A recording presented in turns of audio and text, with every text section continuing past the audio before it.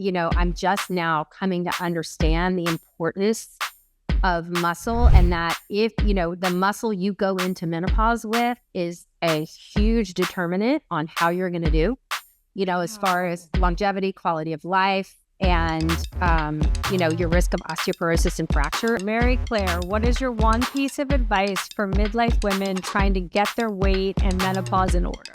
I would say probably something you've never thought of is track your fiber intake, if nothing else. And then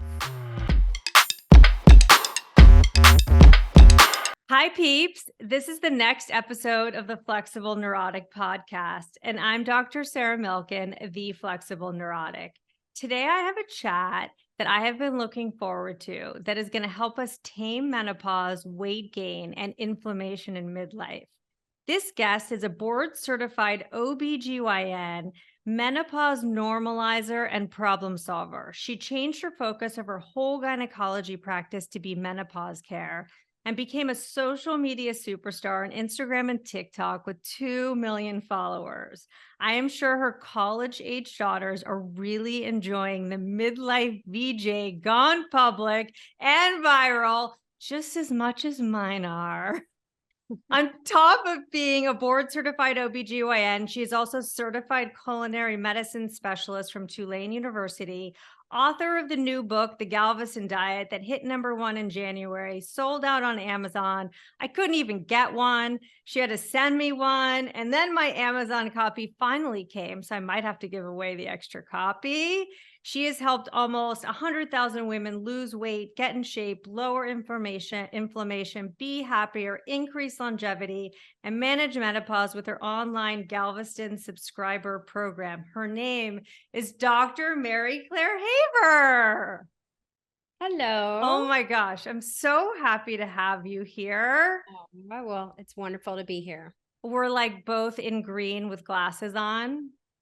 We're like having a little bit of a vibe here. So the intention for this episode is to dig deep with our golden shit shovels into why weight gain is not a willpower problem in midlife, as Mary Claire says. It's a hormone problem. And about 7,000 other things related to menopause: belly fat, nutrition, supplements, and hormone treatment. Are you ready, Mary Claire? I'm ready. Let's go. Okay. We might call this episode something like Taming Weight Gain, Menopause, and Inflammation with Dr. Mary Claire Haver, the Galveston Diet. Okay, before we get into it, I just want to tell listeners like a brief little snapshot of you, and then I'm going to have you dive in. You are a walking example of how to turn life pain points into your own why or purpose in life. You yourself have lost 3 brothers and a father to various diseases. When one of your brothers passed away, you went into a depression, you came off birth control pills that you've been on your whole life, and found yourself in menopause, eating and gaining weight, brain fogged, and a mess. And you didn't even know it was menopause, and you're an OBGYN yourself. You started calorie restricting, doing 2 workouts a day, and telling your patients to exercise more and eat less, just like you did. And now you look back on that after you've created this platform and you're like, what the fuck? Can you give us, I'm glad you're laughing. Can you give us a quick snapshot of what happened from there when your husband said, Mary Claire, you're a scientist, figure this out? So I'd been banging my literal head and body and nutrition against the wall, in an effort to lose this depression, menopausal, mess that I had gotten myself into. And I kind of went back to the tricks that had always worked for me in the past, after having babies or, big vacations, I would work out more, eat less. And that is lettuce and aerobics, right? Lettuce and aerobics. Yeah. I mean, I was, my mindset was, and this is before this whole journey, healthy is thin. And it was kind of, it's embarrassing to say, but it was kind of how I defined some of my self-worth, was what the scale said, how I looked at my scrubs. I kind of had that skinny privilege, for most of my life outside of pregnancy and the college weight. And then here I was absolutely flabbergasted that no matter what I did, I could not shake the weight, and it was coming on in different places. I never had it before, in my gut and in my abdomen. So when my husband was like, "Hey, you're obsessed and your kids are watching, we gotta, like the girls are watching you Yeah. be very upset about this and, restricting more and more at meal times and working out multiple times a day and weighing yourself multiple times a day. Like this isn't you." And so that was kind of the wake up call. And being still type A and very, very crazy, I, decide, well, I'm going to double down in another direction. And so I reached out to the PhD nutritionists that were employed at the university that I worked at. And they did a lot of research in the elderly and protein. And I had delivered all their babies. Like we knew each other, across the academic spectrum. And so these were friends. And so I was like, what is going on with menopause? Why are all of my patients complaining? And now it's happening to me. And I'm really struggling to get this off. And I promise you, I am working. And they said, well, there's definitely a 1 to 1.5 pound weight gain starting at age 35, no matter what a woman does. Okay. But what's happening with menopause, regardless of where her menopausal status is. So if you were an identical twin and say twin A had her ovaries removed surgically for precancer or something, and twin B went through menopause naturally at 55. So we have 45 and 55 menopause in identical human beings. They will gain weight at the same rate. But what's happening in the younger person who goes through menopause is her body composition is changing much faster and much more dramatically, meaning she is losing muscle at a much faster rate and she's depositing fat at a much higher rate. So a lot of us, when we lose muscle, that controls our basal metabolic rate.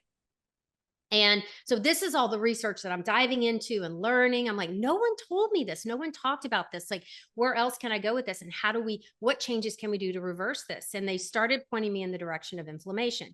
We know that chronic inflammation starts skyrocketing along with these changes. We're losing muscle as inflammation goes up, and we're gaining fat in new places as inflammation goes up. And if we can attenuate this chronic inflammation, we can, it looks like we can start attenuating those body composition changes and the weight kind of comes off. So I was like, okay, I'm in. How do we do that? What pill do I need? Well, there's no pill. You It got to looks do the like work. the work, but you're not working in the right way. So Yeah. before I was calories in, calories out, only paying attention to, low fat, whatever. Nutrition was like porn in medical school. You know what, when you see it. And like that's how you define it. When things are healthy. Like we don't have to sit here and teach you. Well, that turns out to be the biggest fallacy I've ever. Just because something says healthy on the package or low fat or low cal or low Natural, whatever, organic. natural organic does not mean that it is good for you. And it's, so stop defining things as good and bad. So at the same time, my daughter becomes shortly after my daughter goes into the nutrition science program at university and college. And so you want to be held accountable for stuff, have your child go into something that you're trying to create Oh, and a and daughter too. call you out on every single thing like you try to present. And so she's coming. So anyway, she has really towed the line, and it really helped me stay evidence-based and not, follow trends. And so I started looking at how we could lower inflammation with nutrition. And I got so interested in it. I was like, there's a huge gap in my knowledge here. What can I do? And so I kind of toyed with, do I get a master's? Like, is that possible with my schedule? I was still working as a full-time OB-GYN and running the residency program. Wow. And so then there was a speaker at AOA. AOA is Alpha Omega Alpha, and it's the honor society for medical school. And so I was one of the Of course you were. Super nerd. So we had a speaker come in from Tulane, and he was the head of this culinary medicine program. And I didn't know what that was. And it turns out it's a medical nutrition. I know it sounds like you're going to be a chef in France. So we did work in kitchens to learn cooking techniques. It was really it was like medicine, and we had registered dietitians and we had chefs and we had, people who were physicians, but so interested in nutrition. It was kind of melding all three of these things together where we could practically sit down with patients and talk about how to prepare meals that are healthy, it's really the best thing I've ever done. So I'm taking these courses, my brain's exploding, and I'm putting this little plan together in my head just so I could tell my patients. I start utilizing the changes in myself. body composition starts going back to what it used to be pre-menopause and the weight comes off. And I was like, whoa, whoa, whoa, whoa, this is working. So of course my girlfriends want to know. Wait, My patients. were you on, I know you had come off birth control pills. Were you on HRT at the So I time was or? probably at the same time that I was changing my Okay. nutrition. I went back, I started on HRT. Yeah. Okay. So I wasn't willing to not sleep for that long. Yeah, So, exactly. Be a um, fucking raging lunatic. so it was kind of like, the maelstrom was spinning, in both my nutritional, just hiatus I took, for through my grief process.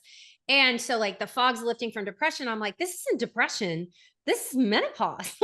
This is, oh my God. And Oh, so I got on HRT, I started making the nutritional changes and everything kind of started working.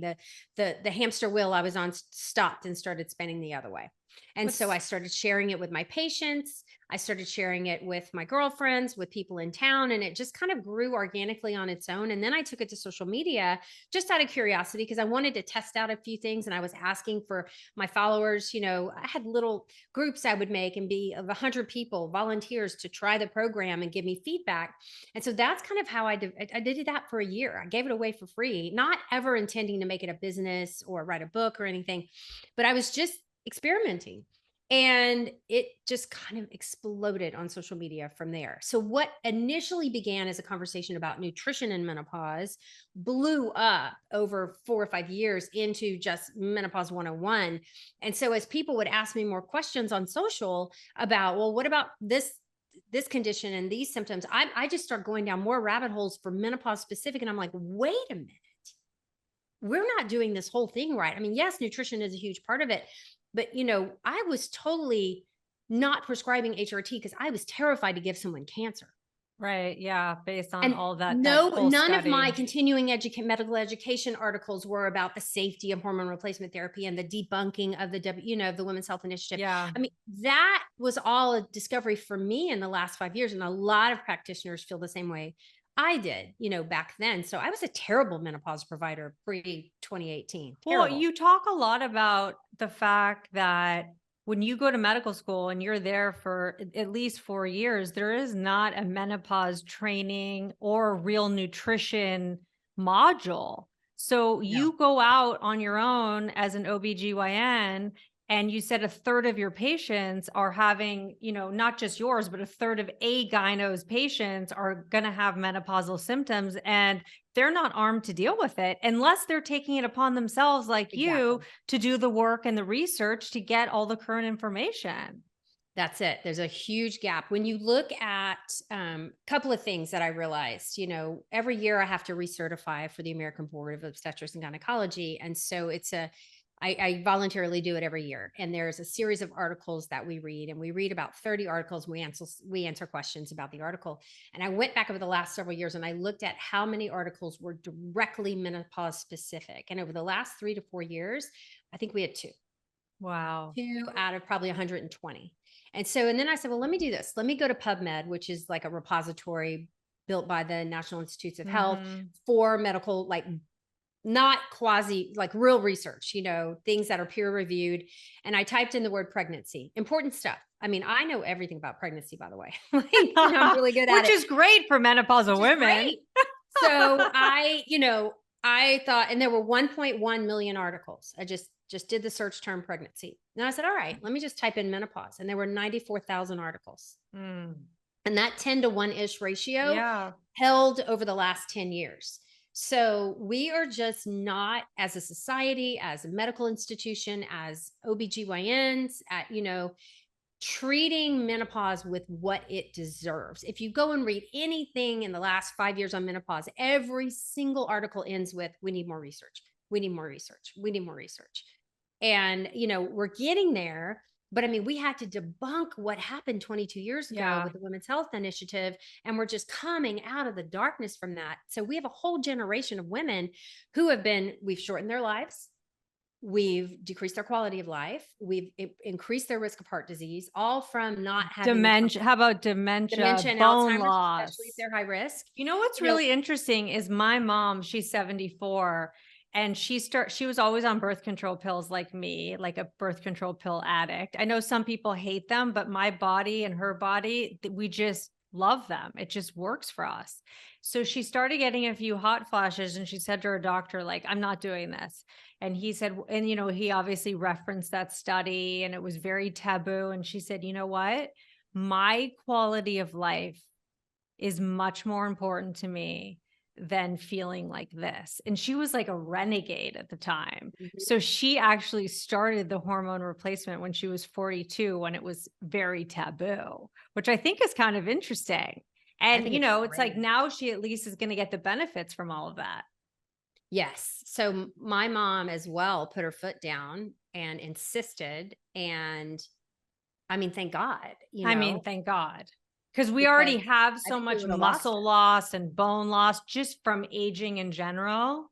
And especially now after 3 years of sitting on our butts during the pandemic, I'm just like, oh my God, any sort of extra safeguard that we could have is critical. Is critical. And muscle mass, as you're saying, I'm just now coming to understand the importance of muscle, and that if, the muscle you go into menopause with is a huge determinant on how you're going to do, I as far as know. longevity, quality of life, and, your risk of osteoporosis and fracture. I mean, if you fracture your hip, you have a 50% chance of Oh, death I in know. 5 years. It's And I'm crazy. You're like, how is that even possible? so it's like, and the body you have today, the health you have today was set 20 years ago with the choices you were making back then. And like, Oh, that's what I tell my patients, if I'm not here's your HRT one and done, menopause care, as all of healthcare, should be a toolkit, and nutrition should be first. Exercise should be second. Pharmacology is a possible third. Not everyone needs or desires or wants or is a candidate for hormone therapy. We have non-hormonal options to help us stay healthy. Supplementation might be something that could be helpful for you depending on gaps in your nutrition, but you don't swallow a handful of supplements and go to the drive-through and think that you're negating a choice. That's not how supplements work. They're meant to supplement a healthy diet where there's gaps or potential medicinal benefits. And stress reduction and sleep. We cannot, all of those things work together to give us our healthiest lives. I know you have the menopause toolkit. And what's interesting is a lot of us know this information or we keep hearing about it, but it's kind of bridging that gap between knowing and actually doing. And Mhm. how do we break it down into smaller little sort of steps? Because it all seems so overwhelming. You're like, oh yeah, I'm supposed to sleep really well. And then I'm supposed to lift heavy weights 3 times a week. But I'm also supposed to do aerobic exercise to keep my heart healthy. It's like so many things. Mhm. So I do break it down for my patients, and I give them very attainable goals, kind of where they are with this exercise, where they are with nutrition, and we kind of build from a platform of where they're starting at. No one comes to me, very few, wanting to like rock a bikini, that's not why they're there. They're there Yeah. because they see what's coming down the road. They're looking at their mother's health. They're looking at aunts. Yes. They're looking at their family, and they are terrified. They don't want that life. They don't want to plague their children with their own illness. So like, they're having to suffer because their parents are suffering from chronic health diseases. And they're like, I don't want my kids to feel about me the way I feel about my parents. What steps can I take today to hopefully avoid this in the future? And that's the conversation we have.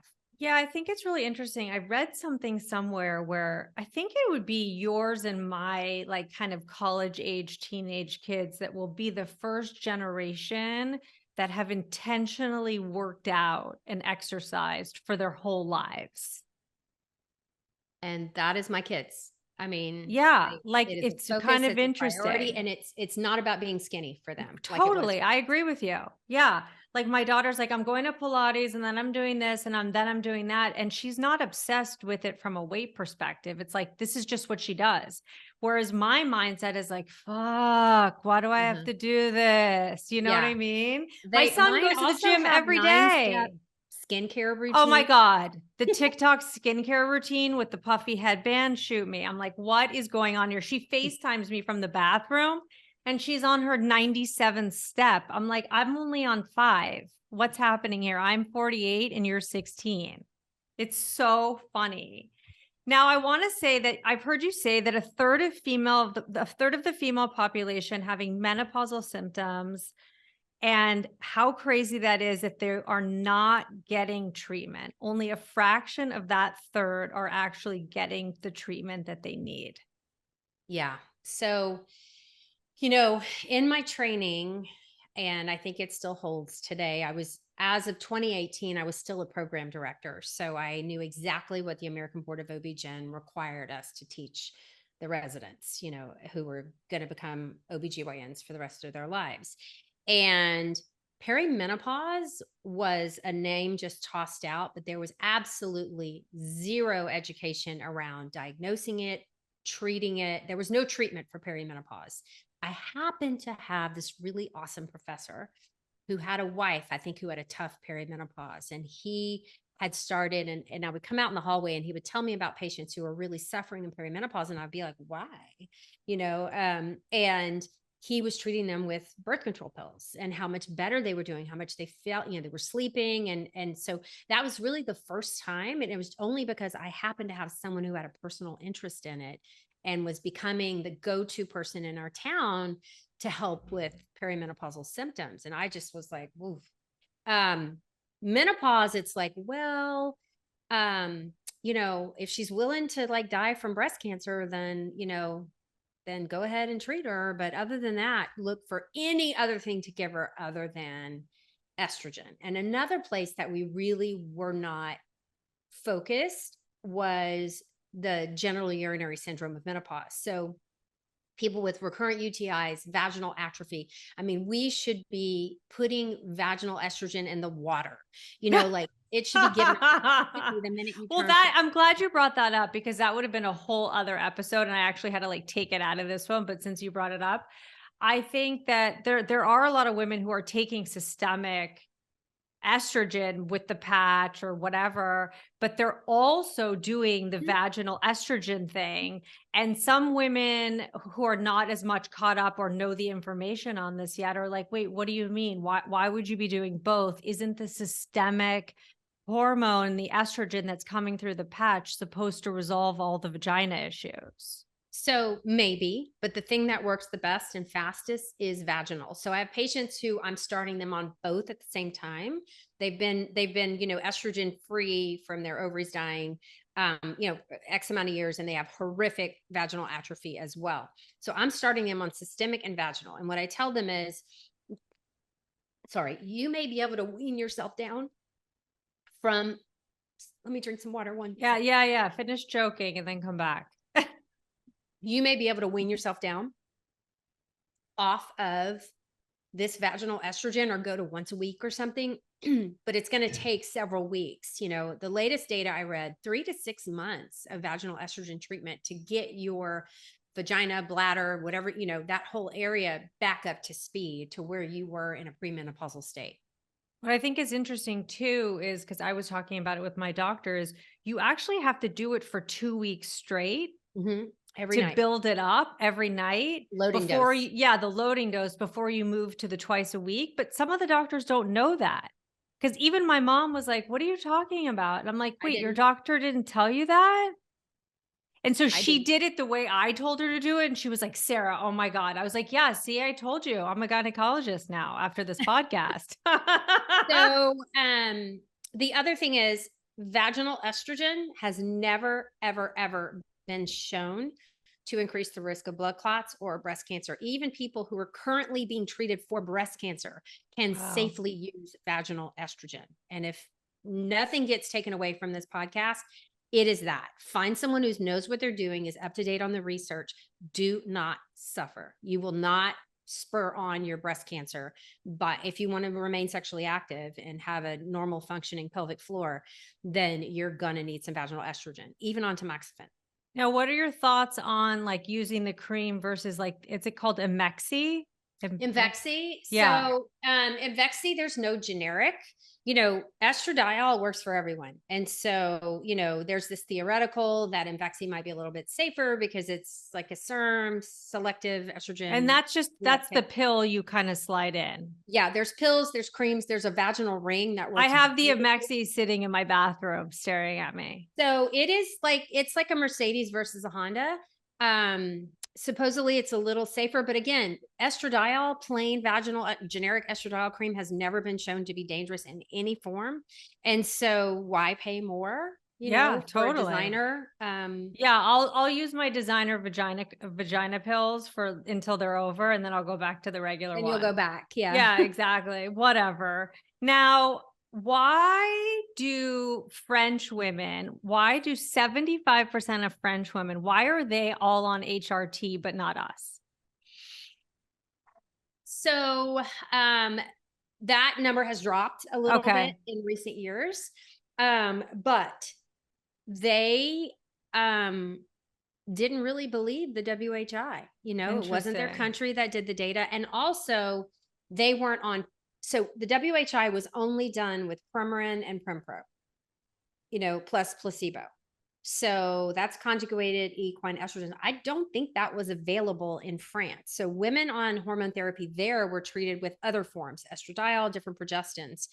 And and they have I guess, lower tolerance to suffering. That's so interesting. I'm like, Probably they must have really juicy vaginas. They must have really good bones, and they get to drink their red wine and their croissants, right? Mm-hmm. They know where it's at. Okay, so I want to get into the Galveston Diet book. The Galveston, the name, I know people are like, wait, what is that? It's named after your hometown, right? Right. So I chose to live here. So it's where I've raised my kids. We've lived in and out of here since 98. Okay. And so, my people are calling it the Mary Claire plan, that this plan, that plan. And they're like, you need a name.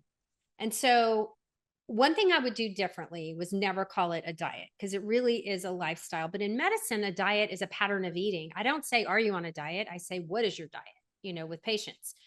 And I was thinking Mediterranean diet, no one has any problem with that, because it's more about a pattern of eating. Now, Galveston's a big resort town.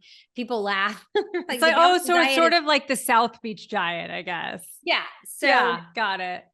So, but I've gotten a lot of pushback from calling it a diet.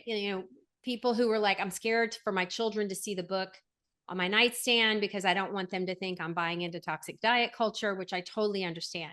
But I just named it after the town that we live in, that we let our kids grew up here. And I just thought, okay, it's good enough. It's good enough for me. And I think you explain in the book so well that it's not a diet because it's not a temporary solution. It's not like a 1-week cleanse. You're basically saying this is a lifetime lifestyle. Yes. And you explain that very clearly in the book. And the subtitle of your book is The Doctor Developed Patient-Proven Plan to Burn Fat and Tame Your Hormonal Symptoms. So getting into the toolkit, I know I want to ask you 15,000 hormone questions just for me personally, but I'm going to stick to the Galveston diet right now and bring you back another time. The 3 pillars of the Galveston diet are 1, intermittent fasting, 2, avoiding inflammatory foods, and 3, fuel refocusing with protein, healthy fats, and food for nutrients. You say that body weight and composition in midlife is not about willpower, it's about hormones. All of us can take a deep breath and not feel so shitty about ourselves that somehow people think that we're just eating cupcakes all day. Right. And that is what society tells us. That is what medicine tells us, is that simply it's a matter of willpower. And even I think of the paternalistic things that I've read in textbooks about, well, women are gaining weight at this age because they are so stressed out from these difficult lives and they're just not happy. And so they're turning to food for solace. And I'm like, what? Right. I read that and okay, get an A on my test. I got to memorize this fact. And, lifestyle choice. She's just having a difficult lifestyle and taking it out on food. And actually felt like that was what had happened to me. I mean, I definitely was not on a good nutritional plan when after my brother died. I was on the goldfish crackers and wine diet, Oh, that's so and good.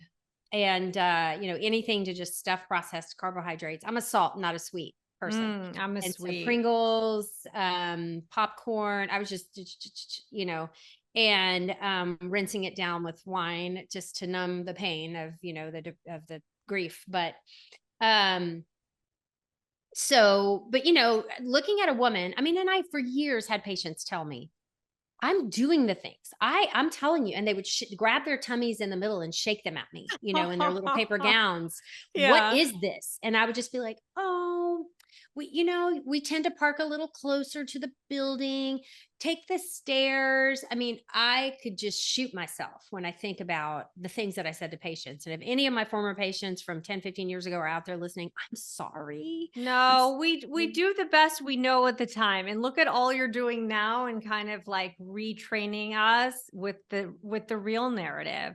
And I Mhm. think to say to women, yeah, it is happening. It's not your imagination and it's not because you don't have the willpower. It's because your hormones have gone ballistic, and there are these things that you can do about it. You're not just saying, okay, just sit with it. Menopause is a natural thing. Just sit with it. You're like, here are some solutions, and you go step by step.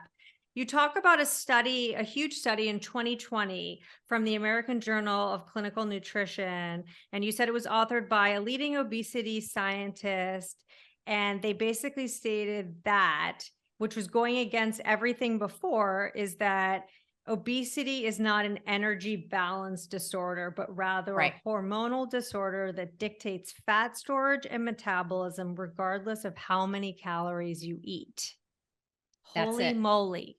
Exactly.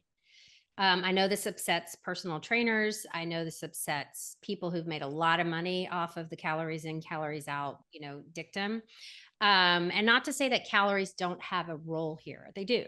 Yeah, it doesn't But mean you can eat cupcakes all day long. right. And so, but insulin, cortisol, leptin, ghrelin, hormone PPY, GLP-1, that's a real hormone in our body. Yeah. That's the agonists that are so popular right now. All of these hormones work together. So we have this certain level of homeostasis that most of us enjoy. Now, I'm not talking about people who've dealt with lifelong weight issues. This is the people who have new kind of onset in midlife. And you kind of were maintaining your balance. You were homeostatic with your weight. Everything was fine. You had your tricks, when you occasionally things went off the rails, you got right back on. You had a baby, then you got the weight off. And then all of a sudden you get to midlife and those same, what's changing. And Oh, I've so been in 3 jean sizes this year. You know what I mean? Like I yeah, put them on before I never tried clothes on before a trip, but went on a 2-week college tour last year. And I was like, I'm just gonna try my jeans on. And I was like, oh my God, they don't close. What the fuck? I've been wearing leggings so long, I didn't know my jeans didn't close. didn't fit But I anymore. just like folded them up. I bought a few pairs of the next size up. But now I can wear my old jeans again that I wore, 6 months ago. It's just so weird.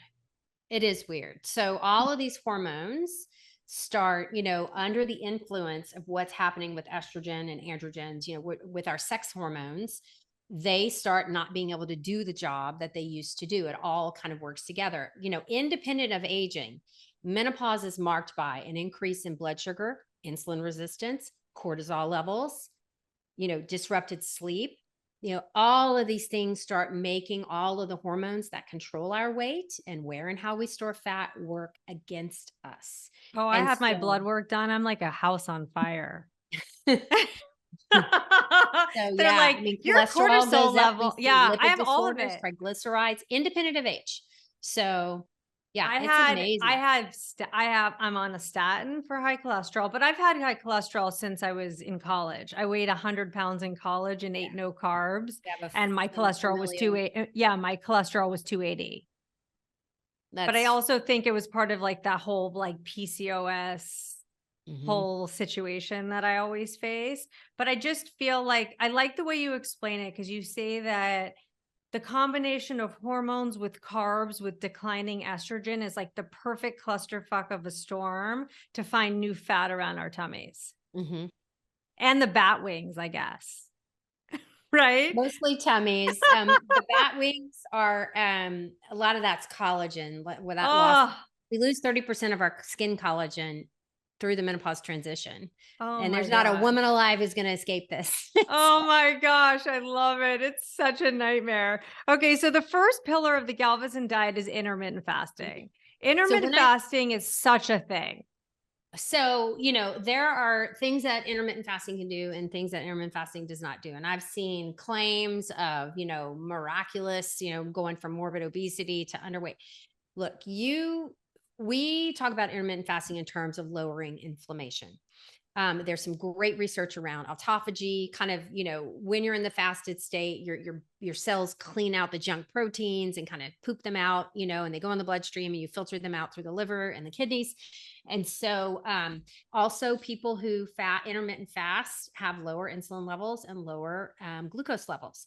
And so, kind of using that as a tool to lower inflammation, and insulin is directly correlative to increasing inflammation levels and visceral fat deposition. So, getting those levels to come down is only going to work in your favor. It's not a great way on its own to lose weight. You can eat a lot of things that are going to undermine the anti-inflammatory benefits of fasting in your eating window. So that's why we don't just fast.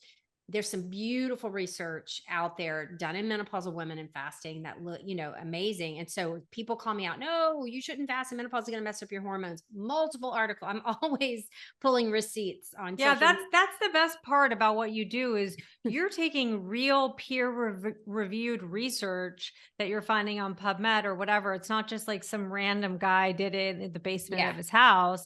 And you're like, these studies are done on menopausal women, not on 14-year-olds. Yeah. It makes sense. And you take all these research articles and make them so accessible into these sort of like 5-step nuggets that are so helpful.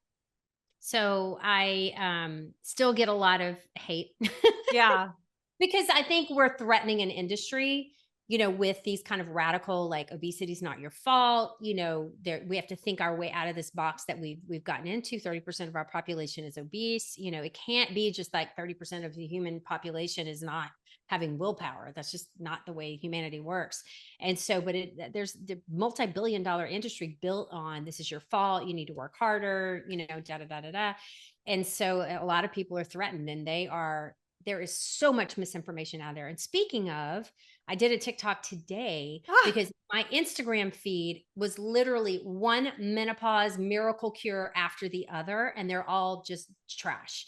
And I was like, I screenshotted every one. It was like every other post was a menopause ad, take this pill, do this thing. This is going to cure your menopause. No more aches and pains. Da, da, da, with one pill. I'm like, that ain't how it works, by the way. And and so it's just they marketers have realized there's a pain point and that women are starting to talk about it. So they're trying to capitalize, with the sale of products promising to cure menopause. At the same time, you're never getting out of menopause. Once you're menopausal, it's forever. There's no way to at this point, we do not know how to reconstruct the ovaries. You basically replace all of the healthy ovarian tissue with fibrosis, and you can't bring that back. That's like permanent scar tissue in the ovaries. And so we have to deal with these health consequences of this zero estrogen level for the rest of our lives. And like this book is all about what we can do from a lifestyle standpoint to try to improve and optimize our health. and I love how you say that menopause is natural, but that doesn't mean we don't treat it. And you say erectile function is natural and we fucking So is treat it. presbyopia. I mean, it's so good. Yeah, you and I with these glasses on. It's like if I had to do this podcast without them, I'd be like, Blind. yeah. Legally blind. Yeah, Yeah. and that yeah, totally. And that's the thing. It's like if there are treatments out there that can help you, I'm all for it. Now, with intermittent fasting, the research is basically showing that obviously there's a million different ways to fast. Mhm.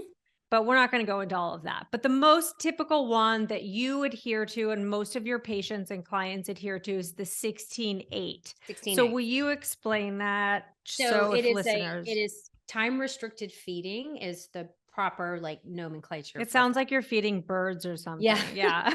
So basically you limit your, we all have an eating window, right? We sleep. So no one eats when they're sleeping unless you're having some kind of continuous feed, which Right. happens in a very small subset of people who can't eat food and the normal way. So they have to have it pumped into their stomach. And so they'll do that overnight. But most of us were fasting while we sleep, and we have a time period before we go to bed where we're not eating, and probably a little bit of time period in the morning. So most people will fast naturally without thinking about it for 12 hours. um and so it by shortening that window of feeding and lengthening the time that you're not eating, we seem to have some pretty good anti-inflammatory and medicinal benefits by utilizing that. Do you think My that people Go ahead. give up because they're not seeing weight loss, like this rapid weight loss? They're So like, I oh, think it's not going working. into fasting and thinking you're going to have this massive weight loss is a fallacy. We're Yeah. doing it for health, not for the scale. So, and it's a tricky slope. I mean, you have to maintain your muscle mass. So one of the things we coach constantly in our program is we have to make sure you're getting enough protein in that window.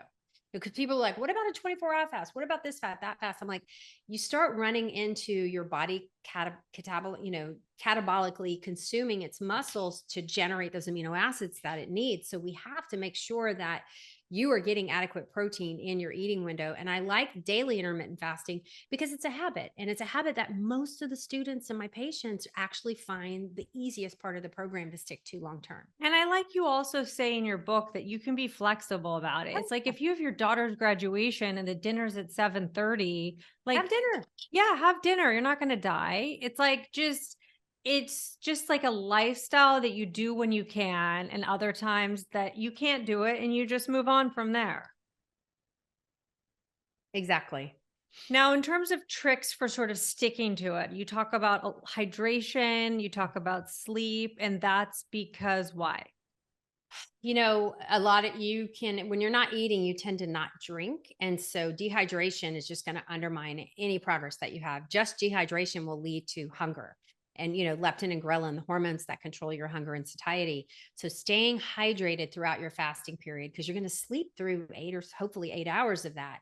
So you've got to make sure you're pushing fluids. Now, for my menopausal patients, I'm like, you may want to cut that drinking window out a couple of hours before Oh, bed. trust me, I know. I love people who drink these like calming tonics before bed. I'm And like, I'm like, I'll be up at 3 in the morning. yeah, I'm like, my ass is already up at 3. You know what I mean? Like, I can't be up 3 times. So I make sure that in that morning fasted period, for me, my window that works for me is 12 to 8. I break my fast around noon. Like today was 11 because we had this podcast. And so, I didn't want to go into starvation or feel jittery. So I Yeah. just ate an hour early. No big deal. And then, but really and I do work out in the morning as well, typically. So Is just that making hard for you to work out with no food? So when I coach people through becoming fast adapted, it's a process. And I would say give yourself 5 to 6 weeks to get there. So just slowly push out your eating window, especially if you exercise in the morning.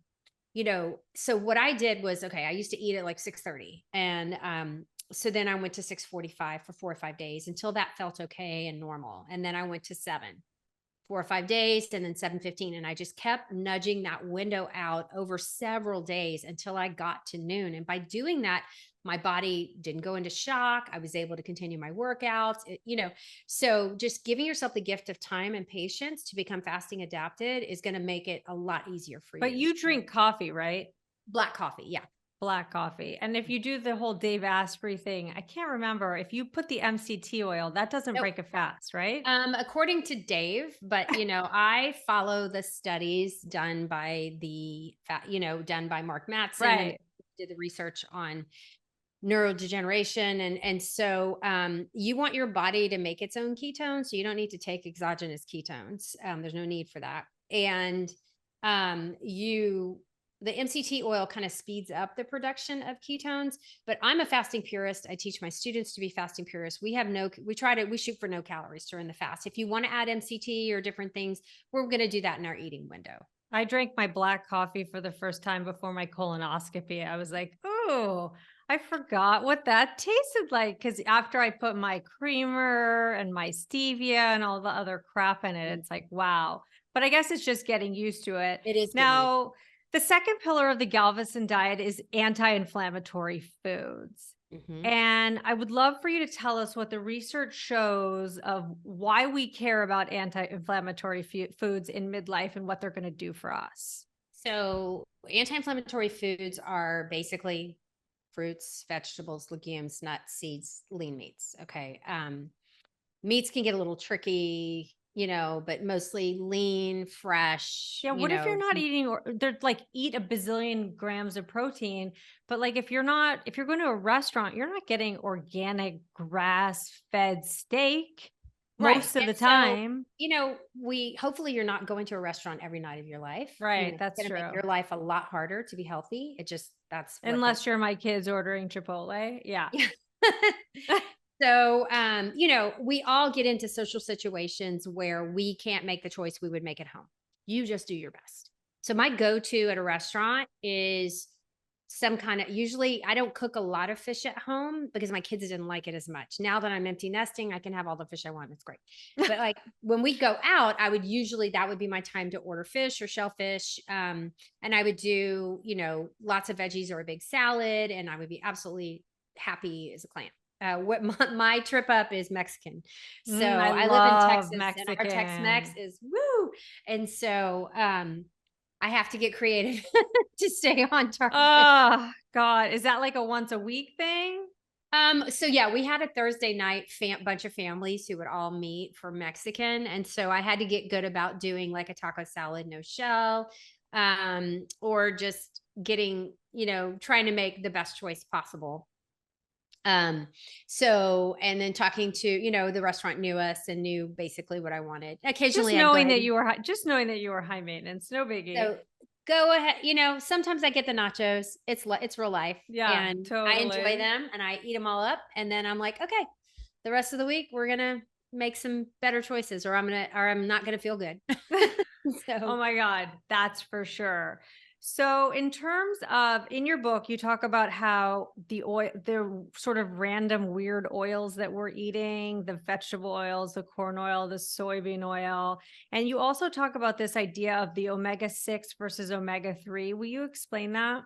So, back when I was originally researching for the program, there was a lot of theoretical data that came out about omega-6 and omega-3 ratios. So, in the agrarian diet, like when we were, we typically had equal amounts of omega-6 and omega-3 in what we ate. And then as industrialization came on, our omega-6 intake, because of corn oil mostly and processed foods, increased dramatically. And there were some pretty good researchers that theoretically thought that increasing omega-6 versus and then we stopped eating things rich in omega-3, flax, nuts, and fatty fish. And so that's just not part of most Western diets.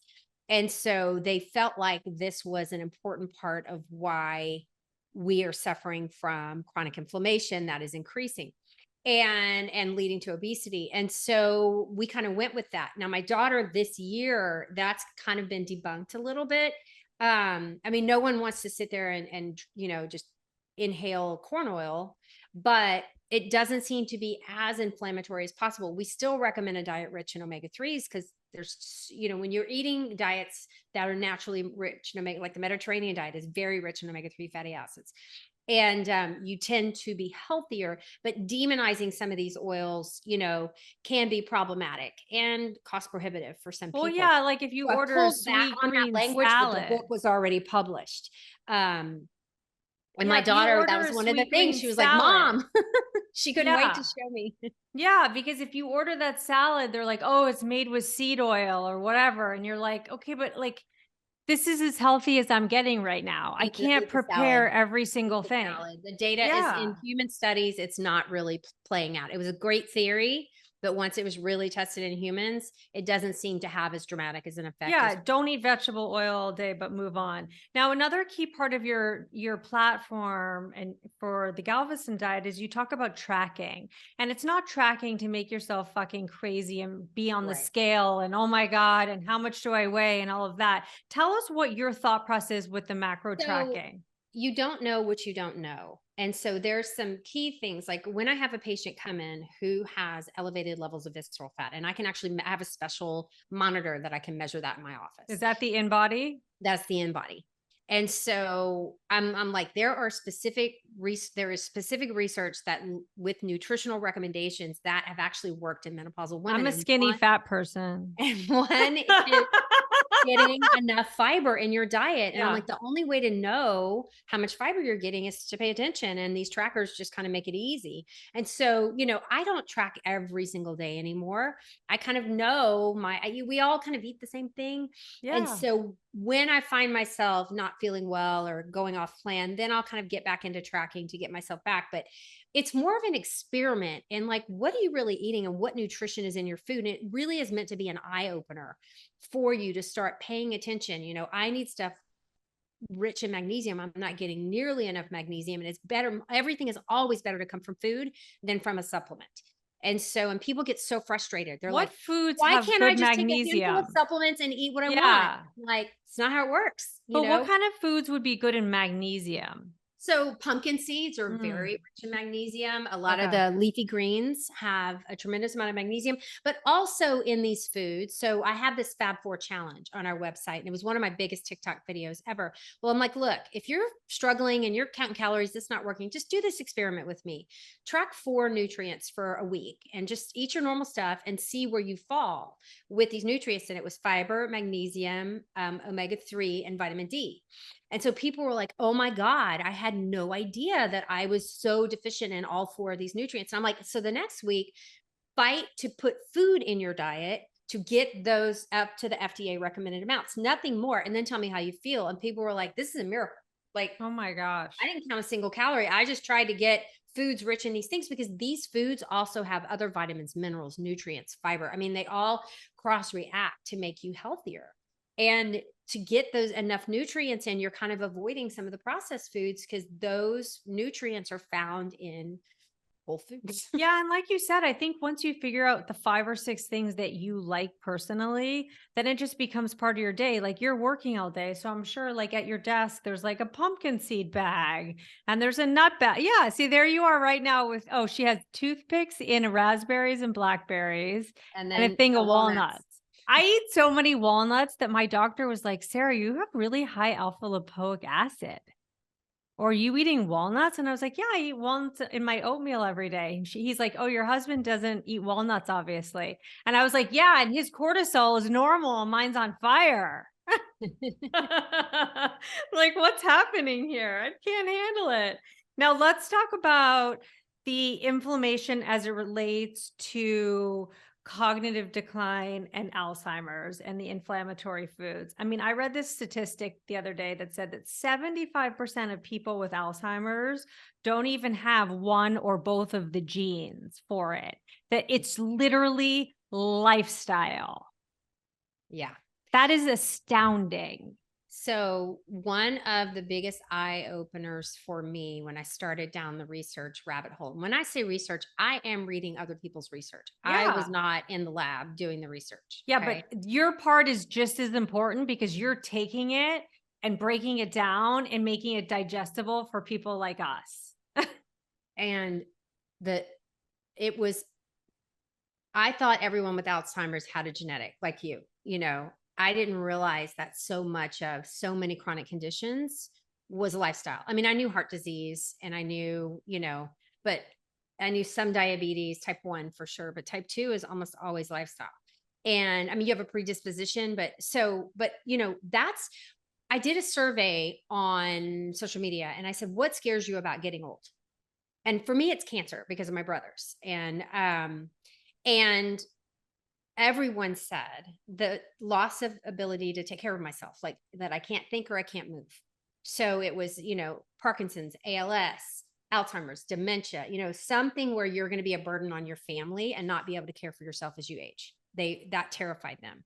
So then I started reading more on there, like, what can we do to decrease these risks? And so I started going down the rabbit hole. I'm like, oh my God, nutrition and Alzheimer's, nutrition and dementia. Like, I didn't know. No one taught us that. I mean, like porn, eat a healthy diet, Yeah. and so, but like people who eat according to these certain patterns have a much lower risk, including exercise, of these diseases. And like, had you known, 20 years ago that you could have avoided, being unable to care for yourself and being institutionalized, or being a burden on your family and locked in a room somewhere, Yeah. just by making a few easy nutritional changes and incorporating some exercise. Wouldn't you have done it? Yeah, I know. So, And now the thing is, we're getting all this information now, and it's going to be interesting to see how many of us can listen and come to the call and actually do the work, mhm. because it is a lot of work. There are so many things that we have to do, but what's so interesting about it is it's a theme I talk about in this podcast a lot. It's self-responsibility. No one's coming to save you. The information is there. People like you are disseminating this amazing information, and it's up to us to take it and actually make these micro changes in our actual lives. Well, and I think that's our kids' generation is building this into their lives now. Like, A they're not hundred going to think it's percent. hard. They're not going to think it's just always what they've Oh done. my God, my son goes to the gym. He doesn't care if he has a runny nose. He doesn't care if he has a stomach ache. And then he goes to baseball practice after. And I'm like, what? I'd be like taking a nap. My nose is running. It's such a different thing. It's amazing. Now, I listened to you speak about supplements in the Galveston diet. And Mhm. I know that my listeners are like me and they really want specifics. So I Mhm. want to like get really granular with you for a second and find out your medicine cabinet, the Mary Claire 411. I know you start talking about collagen and fiber. Tell me why we need them, how you do it, you mix it together, the whole thing, and the brand. So It's your I brand, right? so Now I it's your brand. 4 supplements that I've created, and it was for myself, my patients, my followers. One is fiber. Now, that being said, you should get the majority of your fiber from food. The fiber we created has not only psyllium husk, which is in most fibers. That's kind of the bulk of what most fibers, like Metamucil, is made from. I wanted to make it palatable because fiber is Oh, really hard to get down. yeah. So we added a little bit of natural orange flavor and a little bit of stevia and monk fruit just to make it drinkable. And Yeah. so make it enjoyable. Then we added amaranth, quinoa. We added different grains because I wanted like a full spectrum of different fiber sources, because you have soluble and insoluble fiber, and they both have important jobs. Soluble fiber is what mixes in water and dissolves, and that's what feeds our gut microbiome. Insoluble fiber just absorbs water, stays in the gut, and kind of moves things through quicker. When you've had a high fiber diet, the next day or two. Um, and so,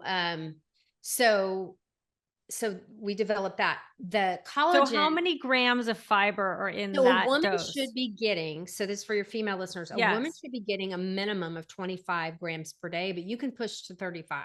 I know. I want to This know how you get it to 35. So my big trick is that I get 25 with my nutrition. So, I eat probably an avocado a day. And how many Um, grams in an avocado? so about 12. So about half of my fiber comes from my daily Oh, I'm going to avocado. eat And an avocado today. so See, some that's days a I really cut good it and trick. just eat it with a spoon with salt and pepper. Some days I'll put it in a salad. Last night I made a big spinach salad, threw the avocado in Oh, if there. I could get half the fiber with one avocado, I could totally do that. I Yeah. love that. Okay. Everyone's So going to go buy avocados right now. No. the Okay. other supplements that we created, one was we didn't create, we co-branded with a company called Sparkle, is the collagen. Now, I originally started Sparkle because I didn't like the way my cellulite looked, and I found some research I found intriguing. My kids were teasing me when we were trying on bathing suits and stuff. So, cellulite on a thin person is no prettier than with some meat behind it. So it's like, hanging off a bone. Oh, And yeah. I know well. so, and it also helped with wrinkles. So I'm like, well, it's not going to hurt me, and it's a decent source of protein. Let me try this stuff. And I immediately loved it. Turns out collagen also is really helpful for osteoporosis. And so now I I have put a it in medical my benefit to oatmeal. my vanity. So for me, like, I'm lazy. I have these big 30-ounce cups, and I mix my fiber and collagen after I break my fast in the big cup, and I just sip at it all afternoon. I also we have an omega-3 and vitamin D combo. It's sold out because we've reformulated. Coming out mid-March, we're doing double the vitamin D with vitamin K and omega-3 fatty acid combo. You read my mind. That's actually on my little list here. It was going to ask you about vitamin D So and the there's vitamin K so because there's some most people compelling don't talk They've about the K. formulated it, and we made the decision to reformulate. We're just, of course, everything in the world lags in production. Yeah. So it was supposed to be mid-February and we ran out of our supply. The book kind of drove more people coming to the website, more people buying the supplements. Yeah. Mid-March, they promised us March 17th, we will be back in stock with our new formulation, which is 4,000 IUs of vitamin D with the vitamin K and the omega-3 fatty acids. Amazing. And how much That's omega-3 do you have in it? So it's about 2 grams. 2 So grams. That's a yeah, it's lot. fish That's oil. good. And it's derived from fish or sardines, actually, but Yeah, no, so how many do you have to take to get the vitamin D and the omegas? they're tiny. I don't have them in here. There it's 4 capsules, And do you and so take 4 at the same time or do you do I put them all in a little bowl and I take them throughout the afternoon. Got it. Okay. No, I love that you said that because I just interviewed someone else and she's looking at different research and seeing how cognitive decline and muscle building, a lot of the research is showing you can have up to 4 grams a day. So she takes 2 grams in the morning and 2 grams at Of her night. omegas. Yeah, Good for of her her. omega. So I thought, and she bases her stuff on research too, which I thought was kind of interesting. So I'm pretty good about salmon. I'm eating Oh, see, I'm salmon not a big salmon lover. probably twice a week. So I Yeah. figure between No, my you're probably diet, getting it. flax, well, I'm probably there. Yeah. So And the vitamin D situation is interesting because I was really low a few years ago and my doctor gave me a prescription for 50,000 and I had to take once one a week. 50,000 pill once a week just to get me to the minimum threshold. Because like, as you say, the 4,000 is a maintenance dose, isn't it? Maintenance. So how do you get your patients who have a very low vitamin D? Exactly the same. We do a 50,000 once a week prescription.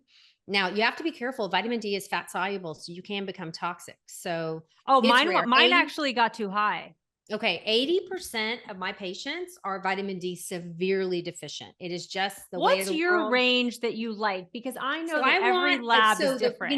the machine spits out your report and it says like above 20 or 30 or something is fine. No, most longevity experts, I'm a big Peter Attia fan, Me too. agree that 60 or above is what you want to shoot for. So I Okay. try to get it between 60 and 100. Got it. And how often do you have to check that? Like if you're taking if you're So taking it I'll give them the regularly. weekly loading dose for 12 weeks and then we'll recheck and kind of see where we're at. And then they're doing maintenance dosing the day they're not taking the 50,000. And then we see kind of where they're at and we may have to adjust. There's just some people who are poor absorbers or just genetically, you're always going to struggle. And so some of them, I have them on 10,000 a day, but that's rare. Yeah, So, my but that's husband under just started the medicinal 50,000. supervision. That is not Yeah. something I would just give somebody off the street. Right. So if somebody is low, they should say to their doctors, "Hey, can I take the 50,000 once a week for however many weeks?" Three Because I months or think that's so. interesting to know because a lot of us will just go to the market and buy vitamin D off the shelf, but unless you're loaded up, you may not be moving anywhere. Right. And I don't feel like enough people are talking about that. Okay, let's talk about probiotics. I saw this whole thing with you, and you have 2 different kinds of probiotics, one you travel with, one that's in your refrigerator. Break it down for us. And why do we need them? Well, if you're eating something rich in probiotics every day, so if you're eating sauerkraut, kimchi, miso, kombucha, or No. yogurt, unflavored plain yogurt, because the additives can kind of kill off the spores, then you're probably fine, But it's funny, most of the studies in nutrition are done with food, not so much with stuff like the patterns of eating are done with what they ate. They do a dietary recall and whatever, but the studies in menopausal women were done with probiotic supplementation, not eating foods rich in probiotics, which is unusual. And Mhm. so it's important because our gut microbiome is everything. And we are learning more and more about it every day. 10 years ago, I would have said you were insane. This was woo woo. And it's just, but turns out this is a thing. And we totally misunderstood the importance of what's going on in our gut. And so women in menopause who were obese and overweight, who had hypertension, were treated with a probiotic supplement versus placebo, I think for 12 weeks. And the probiotic group, they both lost weight and they were also placed on calorie restriction. They both lost weight, but the probiotic lost more belly fat. So they were doing Mm. the DEXA scans and measuring their visceral fat, and their blood pressure got better. And so more Wow. than the other group. And so, you know, more and more studies are being done showing the health benefits of making sure So that how your much diet. do you need? There's like a So billion. there's not been like clearly you need to do, because there's so many options. So Yeah. when you're shopping for a probiotic, billions is better. You want something with a lot in there. Now there's a lot of raging debate over encapsulated, which is like the spore form, versus live cultures. So when I'm home, because some people say, well, the stomach acid destroys the bacteria, but most of the probiotics found in food are live. And so they're getting to our gut, it's happening. Our gut microbiome comes from food. And so that kind of shoots that argument out of the water. But when I travel, so the raw, meaning the non-encapsulated, has to be refrigerated. And that's a little tough with travel. So when I travel and I take my little pill box, I will pack the encapsulated. But when I'm home or at the office and I'm bringing my lunch to work, with patients, I will pack the raw and just throw it in the fridge, to So keep it fresh. what brand do you use that's refrigerated, and what brand do you use? So what works for me, and I don't sell these, I have no affiliation with this company, is the Garden of Life, the women's 85 billion raw is what I've been sticking Okay. to. And do you take it on an empty stomach? Does it matter? No, I can't take anything on an empty stomach. I'll throw up. Okay. So all my Okay. supplements I take after I break my fast. Got it. Okay. And then the one that you travel with is called what? The same. It's the Garden Oh, of it's the Life same brand. women's. It's It's just just, it has the like 35 billion. It's not quite as it's the high. one that doesn't have to be refrigerated. Refrigerated. Yeah. Okay, got it. It's shelf N stable. Now, okay, we talked about vitamin D, and you also talk We about have how turmeric. yeah, turmeric. So what's the deal with that? So, I have all the research on our all of this stuff I have on my website with all the medical articles and You stuff. could be in your website for 4 days, by the way. I'm Like, like, honestly. you give everything away. I'm I like, know, I I'm, know. I'm It's doing fine amazing. financially. So, so the turmeric hot flashes for sure, and joint pain, are the two most compelling reasons. So when I have a patient who's coming in with joint pain, with, osteoarthritic pain, with, that's worsened in menopause, I'm like, you probably should try this. And, I think it's great for hot flashes, and it has some other, benefits. Are not as strong. It's kind of studies not as strong, but maybe helpful. So I'm not going to Right. like make these bold medical claims, but we know that it decreases hot flashes and for sure helps with osteoarthritic pain. And what brand do you like and what dosage? Mine. Oh, okay, that's We have one. perfect. Yeah, we came out with the turmeric, and it is, turmeric is kind of tough because it's very low bioavailability the way God Yeah, made. there's so much So you have out to like there. gnaw on the curcumin, and the turmeric spore I mean, on Yeah, the so we combine it with piperine, which is the active ingredient in black pepper, and it helps increase the absorption. got it. Okay. Now there were 2 more supplements in your little toolkit, and Magnesium. yep, magnesium. Tell us your deal with magnesium. So there are multiple forms of magnesium, and they all It's work a so little bit confusing. differently. So it depends on what you're trying to treat. If you're deficient, there's several that will work to get your blood levels up. Okay. Okay. There's some like mag oxide that work in the gut. They don't absorb very well into the bloodstream. They stay in the gut and they can induce a bowel movement. We use certain forms of mag to induce diarrhea for colonoscopy. Like Right. it just depends on what the mag is bound to and where it's going to react.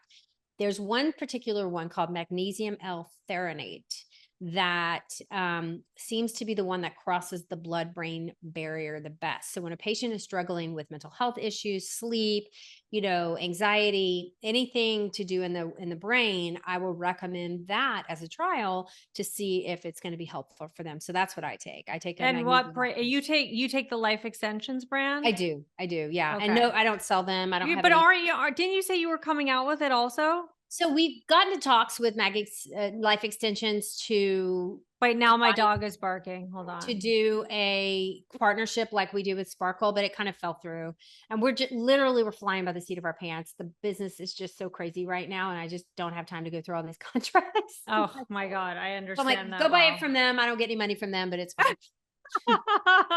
Okay. Now, is there any other magnesium that's like a big hitter that we should think So about? glycinate is really good for if you have low blood levels, and it's tough because some of these minerals and vitamins are water soluble. So literally, our blood levels change on a minute to minute basis, and so there's not. It's difficult to tell if your like overall mag storage level is low because it's stored in bones, and no one's going and doing a bone biopsy. So just like a one-time blood level of magnesium is not really telling you the full picture. It's different than vitamin A, K, D, and E, which I never check an E level, but I check D all the time. That's fat soluble. So when you're looking at a blood level of D, you're looking at a picture of her over the last several weeks. You're Got really it. getting a feel for like what she's doing. But things that are water based, you're just peeing them out every day. And so it's hard to get toxic on these things. I mean, you can, but it's hard through food to get toxic on mag or calcium or something like that. You really have to work at that. If you have functioning kidneys, it's almost impossible. Now, if I put an IV in you, I can kill you with Oh, calcium chloride. But can you do that during this or college process that I'm in right potassium now? chloride. Stop your heart. But it really, for most of those, it's hard to tell. We know just looking at nutritional profiles and dietary recall that probably half of Americans are only getting 50% of the magnesium they So if should. there were two that we should take, the L-theanate will help you sleep. Mhm. And with like Um, depression, anxiety, it can help for right. ADHD, And the that kind of stuff. glycinate would be another good kind of full service one. And some Okay. people take two, depending on who they're seeing, where they're taking one specifically at night to treat sleep, and then they're taking another one in the morning to kind of bring their blood levels up. Now, But I rarely recommend that. is the L-theanate one that you take at night? So I take it in the late afternoon. So I have my Okay. little bowl, and I know that those are white, and I kind of shove them over to the side. I Oh my take God, them. you're like the medicine lady.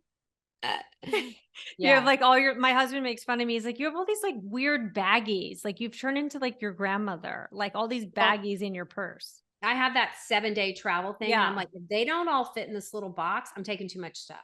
Like my diet's not on point. Like they have to fit in here.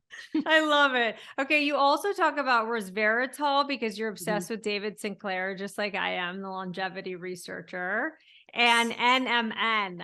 Tell us quickly So, about that. so I was all on board, bought the bottle, started taking. My husband was taking it. It's one of those things you don't notice a difference. It's more of a long-term thing to help with the way that DNA spirals around histones and very high-tech David Sinclair stuff. And then Peter Attia came out and was like, well, it's good in theory, but it doesn't look like it's that helpful in human trials. So I stopped taking it. Oh my gosh, that's so funny. No, but I have heard that both of them, like there could be some validity in it. I guess it's just, again, how many I'm pills do you waiting want for to more take? data to come out Yeah. before going back on them. Okay. Now, pillar number 3 of the Galveston diet is the fuel refocus. You say Mhm. that you meet many women who are addicted to carbs, especially ones high in sugar. That's And me. there's a reason for that. There are multiple things that, and when I talk about carbs, I don't want to lump all carbs together. I'm talking about, things with added sugars, processed carbohydrates versus fruits or Right, vegetables that are but there whole. are starchier vegetables and other Yeah. vegetables. Yeah. Because like if you So gave me a choice of eating broccoli or sweet potatoes, I'm picking sweet potatoes. same. Yeah. Delicious. Yeah. So, but if I gave you a choice between a tablespoon of sugar and a cup of sweet potatoes, the sweet potatoes are going to have fiber, minerals, nutrients. They're going to do a lot different to your body than what that table sugar is going to Yeah. do. And so what people are addicted to is not the sweet potato, it's the quick fix, and sugar fix from processed carbohydrates and added sugars in food. So that both the World Health Organization and the American Heart Association have come out and said, look, we're eating way too much added sugars. It's on the labels now. We need to limit those. A woman should limit those to no more than 25 grams a day. So I'm not saying you never get the cookie or you never have anything, but women who have diets less than 25 grams of added sugars average per day are a lot healthier, have much less diabetes, much less hot flashes, just do better overall. And I also think you also talk about the idea that a lot of us are trying to jump to stevia or fake Mhm. sweeteners.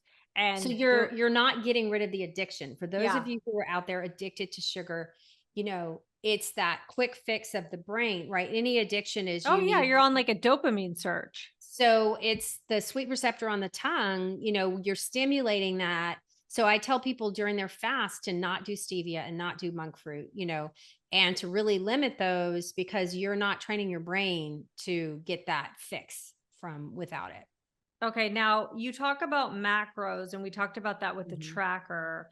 Oh, we never talked about which trackers you like on the app when you go to the So app store. again, my daughter is the one Yes. I recommend and that we've partnered with because they load up all of our, meal plans and stuff in their database is Chronometer, Okay. Chronometer. That is the one that most universities use in the dietetics programs. And so it's my daughter who turned me on to it. I was doing my Fitness Pal or something, and those are okay, but they were really built for calorie counting or keto. Most of the ones commercially available. Chronometer was built to have a clean, pristine database for nutrition. Got Now it. you And can do keto, you can track the other stuff on there, but that's not why they built it. And they're very, very particular about what is in the database and that it is accurate nutritional information. So their database goes a lot deeper for micronutrients. do they That's why I charge like you? it. How much do they charge you for So there is a Chronometer? free version. You can absolutely do Galveston Diet with the free version. But if you want the bells and whistles and the ease and the access to the Galveston Diet, database, then you upgrade to the gold So do you program. become a member of your platform and then you kind of hook into the Galveston Diet? Yeah. Got it. Yeah, Okay. so they have a Galveston Diet setting that you can just switch it, How flip the fantastic. switch. So just to remind everyone, the word macros is basically meaning your protein, carbs, and Carbs good and fat fat. So those are ratios. macronutrients, and then vitamins and minerals and everything alcohol is all micronutrients. Well, alcohol is not actually a nutrient. There's nothing nutritive about it. Right? As I keep telling myself every day. Yeah, And, exactly. So you write that the average American diet is 50% calories from carbs, 15% from protein, and mhm, 35% from fat. But on mhm. the Galveston diet, what's the breakdown? So if you need weight loss, then we shift that quite a bit. People like to see results.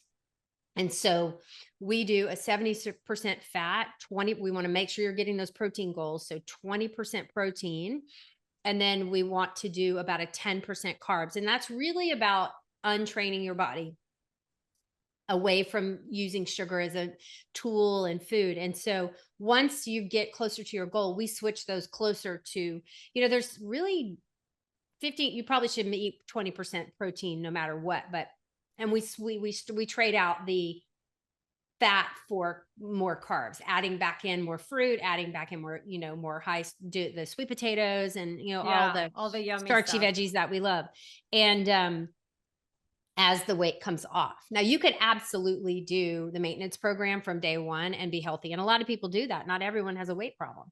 And so you can absolutely just go straight to maintenance and be healthy. So But for most someone like people, me, where it's not really a weight issue, it's a mhm. more inflammation, insulin resistance. So There's for a module for you, that. read out. Yes. So, a lot of people do the fasting. Some people can't do fasting because of hypoglycemia or it triggers an eating disorder. I mean, there's these three arms can be followed all together and they do work synergistically together, or you can just pick and choose what works for you. Now, are There's you something in there. assigned to an individual coach? Like, how does it work within your system? Because I So we know, have a coaching option within our online it's an online option where you go in and it's basically we have a set of coaches who are paid to guide people through the program. And so you can jump in at any time. It runs constantly and it kind of runs on a week to week basis where the first week covers the first arm of the program. The second week covers the second arm of the program. The third week covers the fuel refocusing. And then the fourth week is like putting it all together, menu options, tricks, tips, from our coaches, and the whole thing repeats. got it. So, to give people, and there's a community there, you can, ask questions, get your questions answered. But that is a subscription to get into that, but you Oh can my cancel it gosh. anytime. That's probably why you have so many women doing it, because it's like it's so straightforward. So in your version, the ideal scenario would be 70% healthy fats, 20% lean protein, and 10% carbs. In the weight loss portion. Yeah, That's not what I follow. I don't have weight to lose. And right. so, we go a 40, But 40. you did at one Oh yeah, I point. did. Yeah. That's what I started with, but I Mm-hmm. haven't followed that in ages. Um, Yeah. so I now do a 40, 40, 20 roughly for me to Got maintain. it. 40, 40, 20. Okay. So just, I'm sure a lot of us know this, but healthy fats from your perspective and Mhm. your research. So I don't want to be restrictive, but there's something magical about eating more unsaturated fat than saturated fat. Saturated fat in moderation is fine. But if the majority of your fats are coming from butter and bacon, you are going to suffer from inflammation. We know that. Okay. Eating, we want to eat the rainbow in the Galveston diet. We want to eat a wide variety of things. We don't demonize one food group over another. That's not what we're trying to do. But there are patterns of eating that make people more healthy. You can't just eat whatever you feel like and expect to have the same results. And so healthy fats are, the majority of your fats, more than half, should come from nuts, seeds, from nature versus animal fats. Right. So So, it's like avocado oil, coconut oil, olive seeds.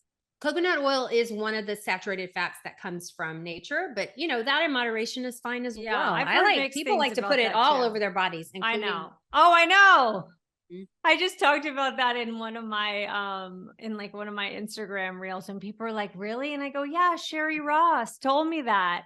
You take a bath, 3 times a week for 20 minutes in, unrefined raw coconut oil. I'm like, woo. You And get it's you get your parts going. Now, what's the deal with starchy versus non-starchy vegetables? So it's just that part is really educational, but there are veggies such, the sweet potatoes, um Carrots. beets and things that are more higher in carbohydrates. And so it's becoming aware of that, especially in the weight loss phase, of choosing things that are less starchy to keep your carbohydrates in check, and then adding those back in as you get to the weight that you want. Got it. Okay. Now, the protein thing, I know we touched on a little bit, but there's so much information out there. And my question to you is there's so many people on social media and just in the media in general talking about how we should be eating 1 gram of protein per pound of body weight. So if you weigh So 135 pounds, it's actually one. So it's 1 to 1.5. So for a menopausal woman, that's all I take care of now. You should be having 1 to 1.5 grams of protein for every kilogram of lean body weight. ooh, how do I do that math? So math, yeah. So say you are, so 2.2 is so say you're, X amount of pounds, but in kilograms, you are 100 kilograms. I'm just to make the math easy. Okay. So you should be eating 100 to 150 grams of protein if that is your kilogram weight. Now that's a lot of weight for a woman. That's unusual. But it might be if you have a lot of muscle mass. So you want to hang on to your muscle. There is never going to be too much muscle in your body. Okay. Wait, you have And to there's, repeat it for my small midlife brain. Repeat the yeah. thing, So repeat the it's ratio. 1 to 1.5 grams of protein for every kilogram of lean body mass, not Okay. pound. Okay. So I have to figure out what my And kilogram lean body is. mass is basically your goal weight. When were you rocking the house? When did you feel your best? Are you That's just asked? back of the envelope. Got it. I mean, college probably. The end of college, maybe not the beginning of college, the end of college when I got my shit more of my shit together. Now in terms of packing in all that protein in an 8-hour feeding window, Mary Claire, holy moly. I'm packing in hydration, I'm packing in fiber, I'm packing in protein. How do you shove it all down? So there's data showing that, like for leptin and ghrelin and some of the gut hormones, they're very sensitive to protein levels as they hit the gut. So it's really important that every single meal and snack that you have in your window has a significant source of protein. So in Galveston Diet, we shoot for 25 to 30 grams per meal. And we eat generally 2 big meals a day and then a couple of snacks, and about 10 to 15 maybe in a snack. Interesting. So what would be a sample snack for you that would hit the protein? Like the one you just had where it was like walnuts and the fruit? Yeah, the walnuts and fruit. I'm just on it right now. Yeah. A lot of the nut butters are really easy grab and go, high protein. Which ones have less sugar or no You just added read the sugar? package. I just Okay. flip them around. There are, every almond, nut, cashew, whatever floats your boat. Nuts are a really nice source of protein if you're not allergic Now, do you to ever it. find that Hemp people are seeds are eating really too high in many protein. nuts? Well, Hemp they're really seed. high in calories. And so I was scared of them forever. Did I say high in nuts? Nuts High in calories. high in Yeah. calories? Eating too many nuts. So, Yeah. calories do count. I mean, if you eat 5,000 calories a day, most likely, and you're not running a marathon every day, you store that excess calories as fat. That is a thing. Now you'll probably store it in the subcutaneous rather if it's nuts rather than in the intra-abdominal cavity as much. But, you know, we don't say count calories in Galveston diet, but when the occasional student is struggling, often they are loading up on nuts. And so we'll I kind know of my like on the husband said back to me the end. other day, he's like, I realize I'm eating really well, but I feel like my handful of nuts might be bigger than what it should be. I'm like, would you like me to pre-bag them for you? So how many almonds would you be eating? 10 or is it like 4? Well, quarter cup is generally like where I know, what the measurements are. And for me, a quarter cup, I can now just eyeball what I'm doing. So, it's probably about 10 halves of these are walnuts, and probably 12 or 15 almonds are a little bit smaller and more compact. Now, you also talk about, I think it was on the Dave Asprey podcast when I was listening to you. You say that a lot of women do this protein stacking thing Mhm. and how it doesn't really work out for us. What is that and how do we avoid that? So if you look at the traditional Western diet and the way most women tend to eat, they'll have toast or something for breakfast, oatmeal. They'll have maybe a salad or something for lunch, and then they'll eat their big protein, their steak or their chicken breast or something in the evening. And they're not good at distributing that protein out throughout the day. And so studies and most of these studies were done in the elderly, but by dividing out that protein into more even, 30, 10, 30, batches throughout the day actually keeps you satiated longer, makes your gut hormones work for you better. So you're not as hungry, sends satiety signals to your brain. So it's another way to kind of trick yourself into, having those hormones work for you and you're just not starving, after a snack of Yeah, processed that's the carbohydrate. story of my life. Now, what about this whole idea about animal protein versus like powdered protein? So Like, that's a does your tough body one because know? they're so I think your brain knows because the chewing and Yeah. all of that sends signals back to the brain. I don't use a protein powder very often. Um, But a collagen powder is sort of like a protein yeah, so powder, yeah, right? one scoop of my collagen powder has 5 grams of protein. Okay, well, So, and that's I not do major. generally 2 scoops, and so that's 10. That's my snack. I count that as the protein part of my snack. And so you know, but I'm also eating stuff with it. So it's like I'm chewing, my brain's getting all these signals that I'm satiated and full. But I've seen, some of the protein supplements out there. If you choose to be vegan or vegetarian, there are health benefits to that compared to the Western diet, Yes, yes, yes. So you have to remember you're comparing it to the worst way to eat in the US that's leading to all the chronic diseases. So yeah, vegan and vegetarian is healthier and actually you'll have less hot flashes and all the things. Not so much that you're avoiding meat in as Yeah, much as no, the I get it. kind of meat you're eating. But they really struggle with protein. I have patients who come in who are vegan and vegetarian. They are so low muscle. That chronic deprivation of protein, it's hard to get. You really have to focus. They're coming in low muscle and they're And a lot frustrated of because it is dairy too, because I'm finding that like I want to like amp up my eggs, so I mix it with cottage cheese to scramble them. And I love that it like doubles, triples the protein, but I'm like, oh my God, how much dairy am I eating over the course of a so day? dairy is inflammatory in two sets of people. It's not inflammatory for everyone. I don't care. There's no study to prove that. Okay. Dairy, people across the world eat dairy. Um, it should not be the main source of what you eat. But if you have an allergy to milk protein, absolutely. And you should know that a lot of kids have it, but they outgrow it. Okay. Yeah, my son Or if outgrew you it. are lactose intolerant, and that means your body does not make the enzyme that breaks down lactose. Now, Parmesan has hardly any lactose. So most people who are lactose intolerant can enjoy a little Parmesan as like a little shaving or, a treat, Mhm. or as an accoutrement to a meal without ever having any kind of issue with it. I'm Okay. Cajun. We can have as much dairy as we want.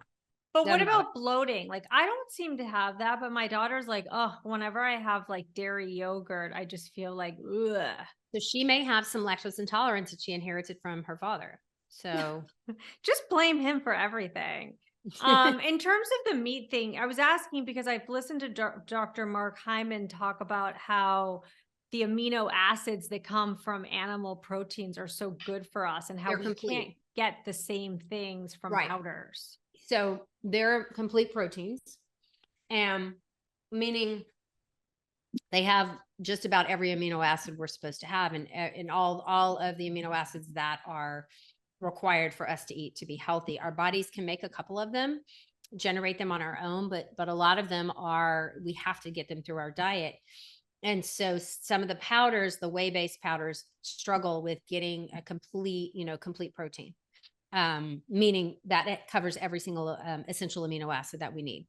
It's just so hard because it's like we're talking about eating animal protein, but again, it goes back to that thing where, not everyone can afford to buy like the most amazing organic farm raised chicken, antibiotic free. You know what I mean? It gets to a point where it's like eat the protein, but like if I bought all organic meats for my son, I'd probably spend $60 a day. You Yeah. know what I mean? If you think about it. So, my daughter talks a lot about that in their nutrition studies. They talk about, food deserts and not vilifying food groups because that is all people can afford. And like, how can we work with people in different environments to help them stay healthy with what they can afford? Yeah. And so, It's like sure, if nut you're milks can it's like afford nut all this milks are fancy. great. Nut milks are great, but it's like $9 for the Mhm, bottle. mhm. And are you going to die if you, Yeah, I don't have know. It's a little heavy crazy. cream in your coffee? Probably not. No. So what is the research that she's found say to do just to eat the non-organic chicken? Yeah. Yeah. Eat the chicken, whatever way you can What figure it out. program is she in? So she's at Louisiana State University in it's in the Department of Agriculture, but it is the nutrition science department. Most of the graduates from there go straight into a registered dietitian program, which is an Mm. additional 18 to 22 months of training. And then they become certified. Like you have to have a bachelor's, then it's basically a master's and you're in hospital training. But she decided to apply to medical school and got in. So Oh she's not my going to become a gosh. dietitian. She's starting medical school in July. Wow. Congratulations. You Yeah, guys with are have with a nutrition science degree, I go, babe, you got a leg up on everybody in there. That's so cool. So your program that you did at Tulane, you can't do as an undergrad. No, it's only for physicians, nurse practitioners, pharmacists, like advanced level practitioners. Got it. Not our regular BSNs. You have to have an I advanced wonder if degree. they'll create one because it seems like there would be such demand for that right now. So it's mostly online. I had to fly to New Orleans to do like several hours of lab stuff, and then I went to San Antonio for another one to check all the boxes, to get my practicals done. That's very cool. Very cool. Okay, in terms of exercise in the Galveston diet and exercise in midlife women, what are you doing? What are you recommending? How do you get the weight lifting high enough?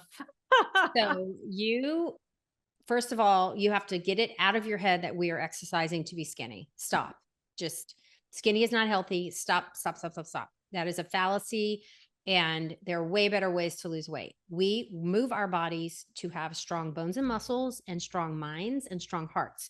So cardiovascular activity keeps your brain strong and your heart strong. Resistance training through strength training keeps your muscles strong. And whatever way that brings you joy. And so if that's Zumba, if that's HIIT, if it's, I am not going to sit here and tell a woman that she is ruining her cortisol and doing all that is a bunch of BS. And Really? like, I mean, I don't want to do HIIT training. I'm way too lazy for then that. don't do something else, but you must do resistance training Yeah, of I some do. point or you are going to lose muscle. And if that is, but the other thing is that you've got to, for us as women at this point of our lives, you must include balance training. It is so important because we are falling and breaking like crazy. And so balance training and stretching, cardio and strength. I mean, there's no way around it. And if you can get all four, then fine. So I usually, prescribe 150 minutes of cardiovascular exercise a week, and I give them a heart rate zone. I don't care how you move your body. You do you. You're like, just have sex all day. Then zone 2, that's a long time. And Yeah. so if you want to do 5 30-minute sessions or 3 45-minute sessions a week, at least 3 sessions, Wait, will however you you divide define that for up. everyone what zone 2 is? That's like the So Peter and zone Tia. 2 is the heart rate zone where you are not at your aerobic capacity. It's like you can talk through it. And so you're working, but you can still have a conversation through it. So, in rule of thumb for the back of the envelope is 220 minus your age, and it's 60 to 75% of that. Now, Okay. like my Apple Watch tells me what zone I'm in. Yeah, I can't wear an Apple Watch because I can't see. Then I feel like I'm gonna accidentally like text someone and be talking. I have no idea. That's way too So complicated. you and then so I'll calculate it out for my patients, and I'll give them a little target heart rate to try to do cardio. And then strength training at least twice a week. And the goal of strength training is to get stronger. So if you've been working out with the same 8-pound weights for 2 years, Ah, you're not doing your body a service. You I need to get stronger. know. That's the kind of hard part about it is unless you have a trainer, like what's gonna take you from the 8-pound dumbbell to the Well, 20-pound so dumbbell? It's hard. fortunately, there's a million options online. Yeah, You I know. can It's doing it. Again, it just comes back to doing it. And if you don't, you're not going to be as healthy as you could be, because your body is trying as hard as it can to just poop muscle out and get rid of it. Ah, my gosh. Now, will you explain to everyone? I did a really big episode with Dr. Rocio Salas. I think you know her. I And know the name. yeah, she's like an endocrinologist and obesity expert. And she's the one who we did a whole episode on female metabolic health and the weight loss and diabetes drugs. And I know you said that at first you were like, oh my God, why are people taking this to lose weight? But then you kind of like changed your tune a little bit. So who in your practice or who do you think is a candidate for that versus doing just strictly the Galveston diet? So totally changed my song. I was like, what? I mean, I heard of those medications, but they were for diabetes. And then, Yeah. the whole thing blew up on the internet. Well, across my feed came these obesity medicine specialists like her. Mm-hmm. And I reached out to them offline and was like, okay, help me here. I'm doing something wrong, because you look like a reasonable human being who really cares about your patients. And you're saying these And things. they know the research just like you do.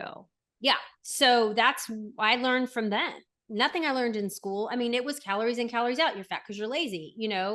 And so it totally changed. Like, I knew that wasn't right, but like seeing it in someone with chronic morbid obesity, who basically we could change their life forever, and the quality of their life and their outcomes, and potentially avoid surgery, or some people have both, do the medication and do have surgery.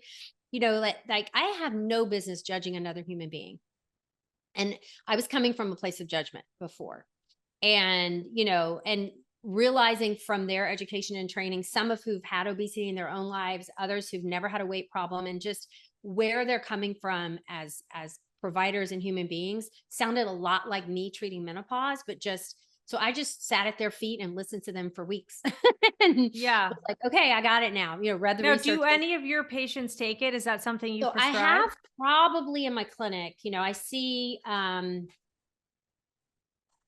15 patients a week. I don't, I have a very part-time schedule. And so I probably have 4 or 5 total right now. Now, again, I've only started prescribing it comfortably in the last 4 months.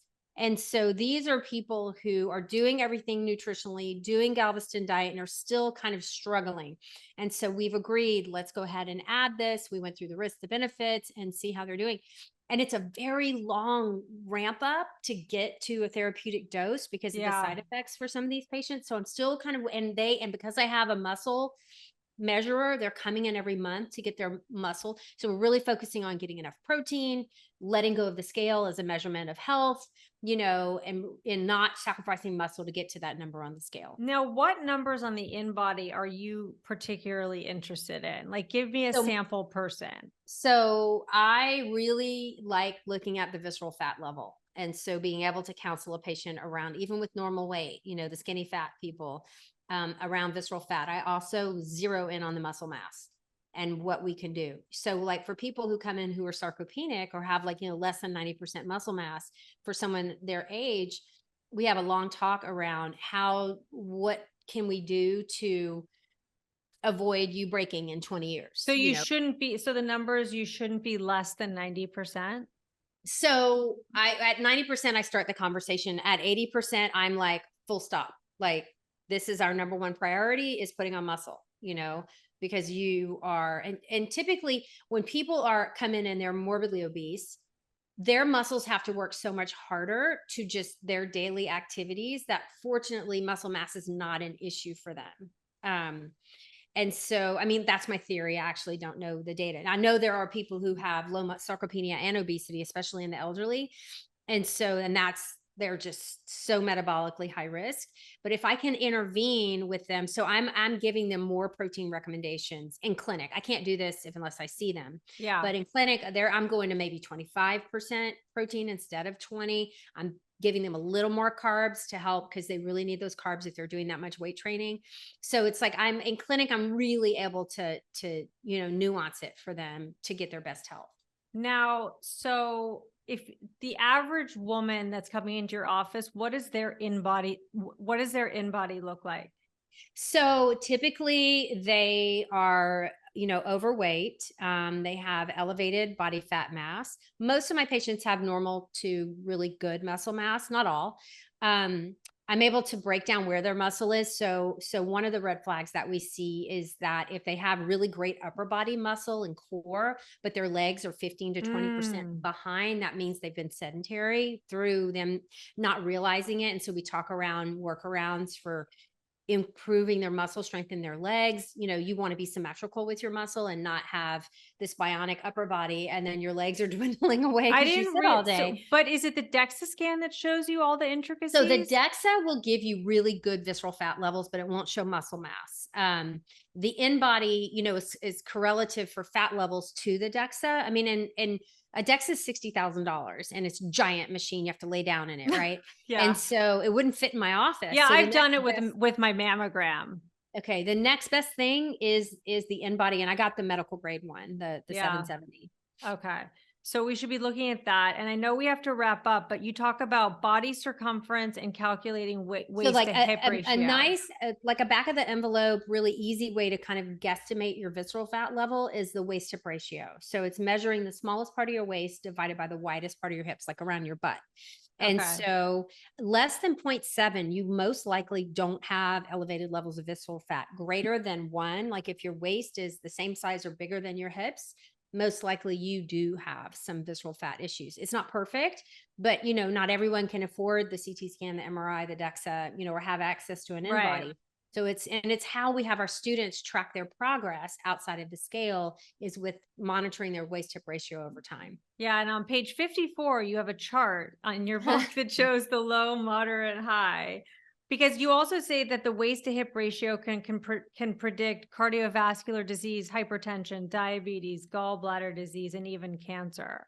And the good news is you can reduce it. Yep. The muscle part is going to be the hardest thing for me, I think, to actually build more. And you also say to take a photo of yourself, which I'm like, oh my God, I don't know if I want to do that. Now, I just want to say, you have taken a huge pain point in midlife weight gain, inflammation, and insulin resistance and created a life-changing platform for millions of midlife women. Kudos to you and thank you on behalf of all of us. Aw. I mean, really amazing. Before we wrap up, I want to ask you, Mary Claire, what is your one piece of advice for midlife women trying to get their weight and menopause in order? I would say probably something you've never thought of is track your fiber intake, if nothing else. And then fight to use nutrition, whole foods to get that fiber intake up to 25 grams minimum per day. And if you're not doing that, you're going to see a huge difference in your health immediately. Wow. I have loved talking to you and picking your brain and asking all the questions that us midlife women have on our minds regarding midlife and menopausal weight gain, inflammation, and the amazing tool of the Galveston diet and lifestyle. If listeners want to find you and stalk you, where can they find you? Everywhere. So our website is galvestondiet.com. And then on social, it's Dr. Mary Claire. So on Instagram and TikTok, it's Dr. Mary Claire. On Facebook, it's Mary Claire Haver, MD. So if you just Google me, you can You find might have to do some TikTok tutorials. You could do like a whole platform on that. I tease my kids that I have a PhD in TikTok. You now. do? How did you learn all of that? It's amazing. Throw a lot of spaghetti at the wall and see what sticks. Oh It's my just fun. God. I want to thank you, Dr. Mary Claire Haver, for saying yes and being a new friend of mine and the Flexible Neurotic podcast. You're so welcome. Thank you, thank you, thank you. I think there's some crazy statistic that 75% is not gene-based. It's lifestyle-based. So can we talk about the anti-inflammatory eating? Yeah, we're going to do that right now. That's the biggest thing. And that's part of the reason why I started it for other reasons, but it's really changed everything in my life by eating this way. And it's